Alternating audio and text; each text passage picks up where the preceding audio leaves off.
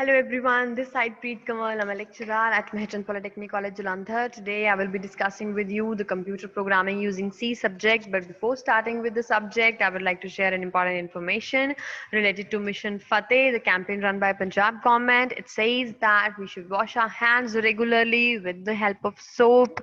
Then we should use the alcohol-based sanitizer, hand sanitizer for sanitizing our hands time to time. Then we must wear a mask whenever you go out of your house, and along with that you should maintain the social distancing rules so that we could win against this COVID-19 situation as soon as possible.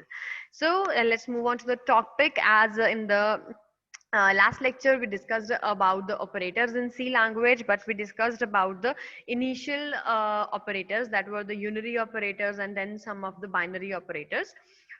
The last operators that we are left with were the miscellaneous operators and some other points after that. So let's move on to the miscellaneous operators and understand that how they are working. So when we talk about the miscellaneous operators, this means that they doesn't lie under a particular category of unary or binary or arithmetic or bitwise or any other operators, but miscellaneous are something else than that. So first operator in miscellaneous is the size of operator. So how the size of operator works is it works actually with the help of these two round brackets. So the size of a particular integer or a particular variable we could know with the help of this operator. So if say I would write here, for example, uh, say I am writing here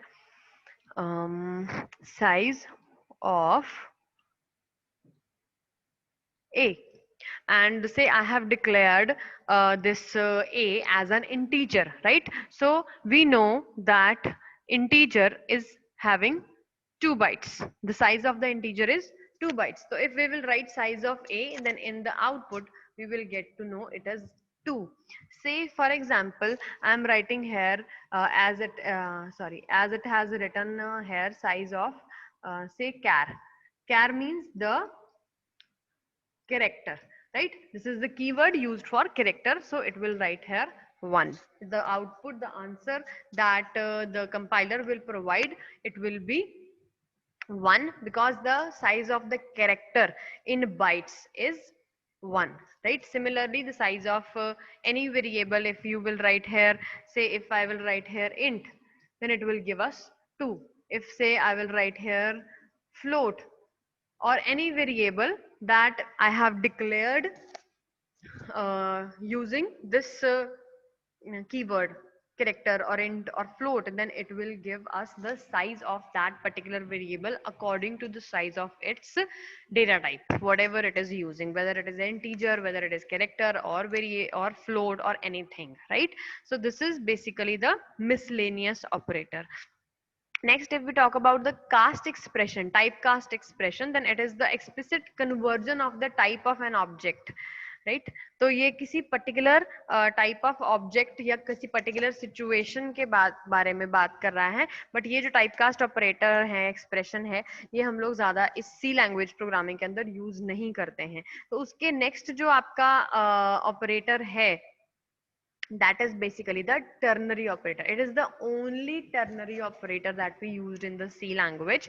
Another ones are only your this unary or binary operators, right? Unary are also limited, but binary operators are mostly used, but ternary is only one. That is the conditional operator, and this you have to understand very carefully, but because this could be used to even express a complete program in just one line. So अगर आपको conditional operator अच्छे से समझ में आ जाएगा, तो कई बार conditional operator इस तरह से वर्क करता है कि आपको एक पूरा प्रोग्राम 5 7 10 लाइन का प्रोग्राम जो है वो सिर्फ आपका एक लाइन में फिनिश हो जाता है. तो इस तरह से आपका कंडीशनल ऑपरेटर वर्क करता है. तो इसको बहुत ध्यान से सुनिएगा. कंडीशनल ऑपरेटर का मतलब क्या है कि यहाँ पे हम 2 ऑपरेटर्स यूज कर रहे हैं और 3 ऑपरेंड्स यूज कर रहे हैं. 2 ऑपरेटर्स कौन से हैं? क्वेश्चन मार्क और कॉलन.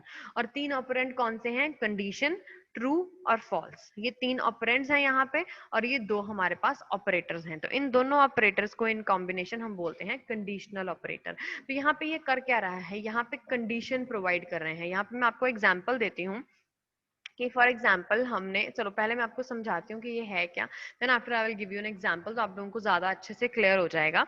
देखिए सबसे पहले ये जो कंडीशनल ऑपरेटर है इसका बेसिक सिंटेक्स है कि यहाँ पे हमने लगानी है कंडीशन। कंडीशन मतलब जो चीज आप चेक करना चाहते हो, वेदर दिस इज दिस और दिस इज दैट, मतलब इस तरह से कोई भी कंडीशन के ए ग्रेटर देन बी है या बी ग्रेटर देन सी है या ए लेस देन बी है, कोई भी condition if you want to use, है ना, कोई भी कंडीशन जब आप लगाना चाहते हो तो उसको आप यहाँ पे लगाओगे। देन आफ्टर लगाओगे क्वेश्चन मार्क। क्वेश्चन मार्क का मतलब है क्या वो कंडीशन को चेक करना है हमने। क्वेश्चन मार्क मींस यहाँ पे हमने उस कंडीशन को चेक करना है जो हमने सबसे पहले लिखी। उसके बाद अगर वो कंडीशन ट्रू होगी, अगर फॉर एग्जाम्पल कि वो कंडीशन ट्रू है तो हमें क्या करना है, यहाँ पे लिखेंगे हमें क्या करना है। और अगर वो कंडीशन फॉल्स होगी तो यहाँ कॉलन लगा के यहाँ पे लिखेंगे कि वहां पे हमें क्या करना है, उस कंडीशन में हमें कौन सा एक्शन परफॉर्म करना है। एक बार दोबारा से बता रही हूँ, प्लीज लिसन केयरफुली। यहाँ हम लिखेंगे condition, what do you want to check. यहाँ लिखेंगे इस ट्रू केस की जगह पे यहाँ लिखेंगे कि अगर वो कंडीशन ट्रू है तो हम कौन सा एक्शन परफॉर्म करेंगे, फिर कॉलन लगाएंगे और यहाँ लिखेंगे वो स्टेटमेंट जो एक्शन हम परफॉर्म करना चाहते हैं अगर आपकी कंडीशन फॉल्स है। तो अब मैं आपको देती हूँ एग्जाम्पल, तो उससे you will become very clear about कि किस तरह से हमने इसको परफॉर्म करना है, राइट। तो लेट्स सी कि मैंने यहाँ कंडीशन लिखी, if A greater than B question mark. तो मैं चाहती हूं कि यहाँ पे क्या हो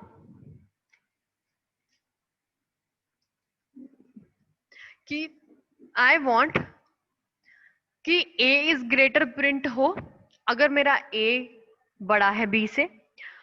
दूसरा केस, अगर बी बड़ा है तो बी इज ग्रेटर यहाँ पे प्रिंट हो। सिंटेक्स सही लिखना है, सिंटेक्स में गड़बड़ नहीं करनी है आप लोगों ने, ठीक है। तो इसको मैं सिंगल लाइन में भी, सिंगल लाइन ही है वैसे मैंने जो लिखी है, ठीक है। देखो अब अगर आप ध्यान से देखो इस चीज को, मैंने क्या किया, सबसे पहले मैंने लिखी कंडीशन। अब क्या कंडीशन है मेरी, if A is greater than B, क्या ए बी से बड़ा है। अगर ए बी से बड़ा है, सबसे पहले ए और बी की वैल्यूज देनी पड़ेंगी, वो हम ऊपर देंगे प्रोग्राम के अंदर। उसके बाद वी विल राइट हियर कि अगर ए बी से बड़ा है तो क्या करो, प्रिंट करो ए इज ग्रेटर। अगर वो ट्रू है, अगर ये कंडीशन ट्रू है तो इसका मतलब ए बड़ा है बी से, तो आप प्रिंट कर दो ए इज ग्रेटर। क्लियर होगी बात। अगर ये कंडीशन फॉल्स है, अगर ये कंडीशन फॉल्स है इसका मतलब ए बी से बड़ा नहीं है, इसका मतलब बी ए से बड़ा है। दो ही चीजें हो सकती हैं, या ए बड़ा होगा या बी। अगर ये कंडीशन ट्रू है तो इसका मतलब ए बड़ा है, अगर कंडीशन फॉल्स है इसका मतलब बी बड़ा है। तो अगर ये कंडीशन ट्रू है तो प्रिंट कर दो ए इज ग्रेटर, अगर ये कंडीशन फॉल्स है तो प्रिंट कर दो बी इज ग्रेटर। सॉरी यहाँ पे मैं कॉलन लगाना भूल गई, यहाँ पे कॉलन लगेगा, ठीक है, क्योंकि कॉलन के बाद ही हमें ये कंडीशन जो है वो फुलफिल होगी। ओके, तो यहाँ पे आप कॉलन लगा के यहाँ पे you can write that B is greater. Okay, तो this is the example of the conditional operator. तो इसको आप ऐसे भी यूज कर सकते हो। आगे मैं आपको एक प्रोग्राम बताऊंगी जिसमें a find out the largest of the 3 numbers का जब हम प्रोग्राम करेंगे तो उसको हम इसी कंडीशनल ऑपरेटर की हेल्प से एक लाइन में खत्म कर सकते हैं, रादर देन कि वो 10 to 12 लाइंस का प्रोग्राम जो है वो टोटल बनता है, राइट। तो this is the conditional operator, this is very important, ठीक है, you should all remember it. Okay, so let's move on to the next topic, that is your precedence of operator, right. This is also an important point. Precedence, what do you mean by precedence is the priority that we are having different operators. Sometimes ऐसा हो सकता है कि वो जो different operators हैं वो सारे हमें एक लाइन में मिल जाएं सॉल्व करने के लिए, राइट। कि जैसे एग्जांपल है हमारे पास a plus B multiplied by C. For example ऐसे हमारे पास कोई एग्जाम्पल आती है, कोई क्वेश्चन आ जाता है हमें सॉल्व करने के लिए, तो हमें क्या क्या क्या करेंगे, कैसे पता चलेगा कि पहले प्लस वाला ऑपरेटर वर्क करेगा या पहले मल्टीप्लिकेशन वाला ऑपरेटर वर्क करेगा, है ना। तो किसको हमने प्रेसिडेंस देनी है, तो इसका प्रेसिडेंस का एक चार्ट है, उसके हिसाब से हम लोग उसको ऑपरेटर्स को प्रेसिडेंस देंगे। मोस्टली ये अरिथमेटिक ऑपरेटर्स जो हैं उनके अंदर हम लोग ये प्रायोरिटीज यूज करते हैं। तो सबसे पहली प्रायोरिटी, सबसे पहली प्रेसिडेंस जो हमें देनी होती है वो देनी होती है मल्टीप्लिकेशन, यानी कि एस्ट्रिक साइन मल्टीप्लिकेशन को, उसके बाद डिवीजन, उसके बाद percentage, that is the modulus, right. तो ये तीन जो बेसिक ऑपरेटर्स हैं, ये तीनों ऑपरेटर्स को फर्स्ट प्रायोरिटी पे रखा जाता है। उसके बाद सेकंड प्रायोरिटी पे आते हैं प्लस और माइनस। तो अगर प्लस है इक्वेशन में तो पहले प्लस किया जाएगा एंड देन आफ्टर माइनस, अगर माइनस है तो माइनस किया जाएगा। और last priority, least priority, third priority जो है उसके ऊपर होता है आपका असाइनमेंट ऑपरेटर, यानी कि इक्वल टू। तो ऑब्वियस सी बात है, अगर सारा ऑपरेशन परफॉर्म होगा तो उसके बाद ही आप इक्वल टू का काम करोगे। तो यहाँ पे देखिए, अगर यहाँ पे एक एग्जांपल ली गई है कि से 10 प्लस 20 इंटू 30, राइट। तो ये अगर आपका ऑपरेटर प्रेसिडेंस के अंडर आपको अगर एग्जांपल दी जाए तो इसको आप कैसे सॉल्व करोगे। तो हमें पता है कि सबसे पहली जो ऑपरेटर जो प्रेसिडेंस है वो गिवन है मल्टीप्लिकेशन को। तो सबसे पहले हमारा मल्टीप्लिकेशन से जो है वो सॉल्व होगा, फिर उसके बाद फिर एडिशन सॉल्व होगी एंड देन आफ्टर आपको आंसर में आपका आंसर मिलेगा, जो इक्वल टू है वो एंड में होगा काम। ठीक है, this is about the precedence of the operators की प्रायोरिटी जो है वो हम लोगों को पता होनी चाहिए कि कौन से ऑपरेटर को पहले प्रायोरिटी देनी है और कौन से ऑपरेटर को बाद में सॉल्व करना है। उसके बाद इसी तरह का एक टॉपिक आ जाता है एसोसिएटिविटी। एसोसिएटिविटी का क्या मतलब है कि फॉर एग्जाम्पल, अब यहाँ पे तो हमारे पास जो मैंने पिछला एग्जाम्पल लिया ऑपरेटर प्रेसिडेंस में, तो you must have a question in your mind कि अगर जैसे फर्स्ट प्रायोरिटी पे हमारे पास तीन ऑपरेटर्स हैं, हमारे पास मल्टीप्लिकेशन भी है, हमारे पास डिवीजन भी है, मॉड भी है, तो अगर ये तीनों एक इक्वेशन के अंदर इकट्ठे आ जाते हैं, then how to give priority, तो फिर किसको प्रायोरिटी देंगे हम लोग। तो उसको सॉल्व करने के लिए कि प्रायोरिटी वाले में किसको पहले कंसिडर करना है और किसको बाद में कंसिडर करना है, उसके लिए जो रूल हम लोग फॉलो करते हैं that is the operator associativity rule. तो इसमें हम क्या करते हैं कि अगर सेम प्रेसिडेंस के और दो ऑपरेटर्स इकट्ठे एक एक्सप्रेशन में आ जाते हैं तो उसे लेफ्ट टू राइट या राइट टू लेफ्ट प्रायोरिटी के हिसाब से, एसोसिएटिविटी के हिसाब से हम उसको प्रायोरिटी देते हैं। कि फॉर एग्जांपल जो एस्ट्रिक है यानी कि मल्टीप्लिकेशन है और जो डिवीजन है, उनकी प्रेसिडेंस सेम है और उनकी एसोसिएटिविटी भी क्या है, लेफ्ट टू राइट है। कि अगर हम जो भी ऑपरेशन पहले आ रहा है उसको लेफ्ट से हम देखना स्टार्ट करेंगे, जो लेफ्ट में पहले आएगा उसको हम लोग पहले सॉल्व करेंगे, जो राइट में आएगा उसको हम लोग बाद में सॉल्व करेंगे। तो यहाँ पे जैसे हमने एग्जांपल लिखी है यहाँ पे कि 100 डिवाइडेड बाय 10 मल्टीप्लाइड बाय 10, तो इसको हमें पता है कि दोनों की लेफ्ट टू राइट एसोसिएटिविटी है।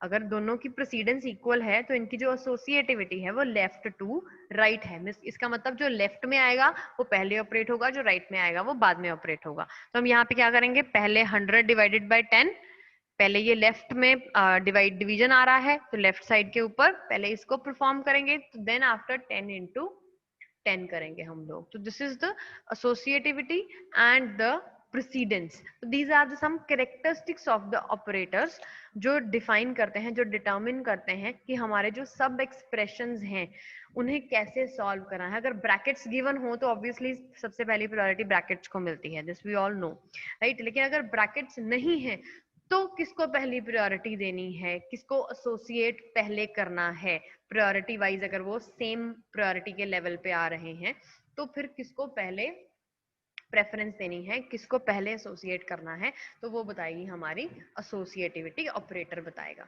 ओके, तो दिस इज कि अगर हमने इकट्ठा इस चीज को परफॉर्म कर रहे हैं, ऑपरेटर प्रेसिडेंस और एसोसिएटिविटी को अगर हम लोग इकट्ठा कर रहे हैं, तो यहाँ पे देखिए यहाँ पे क्या है, 100 plus 200 divided by 10 minus 3 into 10। तो ये चीज अगर हमें गिवन है तो हमें पता है कि जो प्रायोरिटी है, अगर हम प्रेसिडेंस की बात करें, आप इसमें ध्यान से देखिए, प्रेसिडेंस की बात करें तो सबसे पहले फर्स्ट प्रायोरिटी में कौन कौन आ रहे हैं, डिवीजन और मल्टीप्लिकेशन आ रहे हैं, राइट।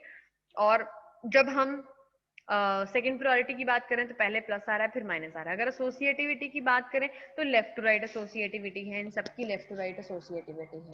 तो इसलिए सबसे पहले हायर प्रेसिडेंस किसको दी जाएगी, डिवीजन को, बिकॉज लेफ्ट टू राइट में डिवीजन सबसे पहले आ रही है लेफ्ट साइड के ऊपर।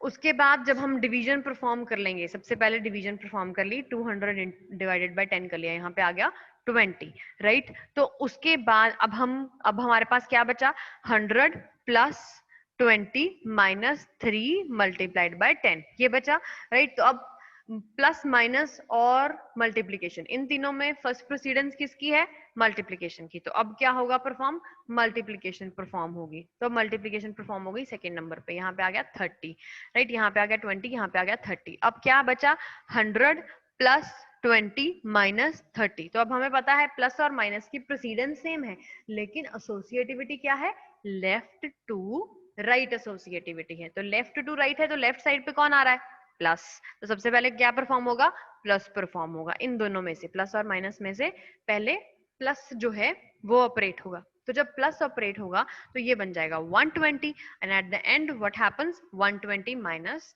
30, तो it comes out to be 90. So this will become our answer and that will be assigned as the lowest level, last priority पे ये assign होगा आपके आंसर को, okay. So this was all about the operator precedence, associativity, conditional operator, miscellaneous operators, and all these things that we have done till now. Uh, so I hope you all are clear about these topics that we have discussed today in this lecture. But if still there will be any doubts, then I will be taking them in the live sessions. So do like and comment on my video so that I could come to know that you have gone through it very appropriately. Okay, so we'll meet in the next lecture. Thank you. Take care. Bye bye.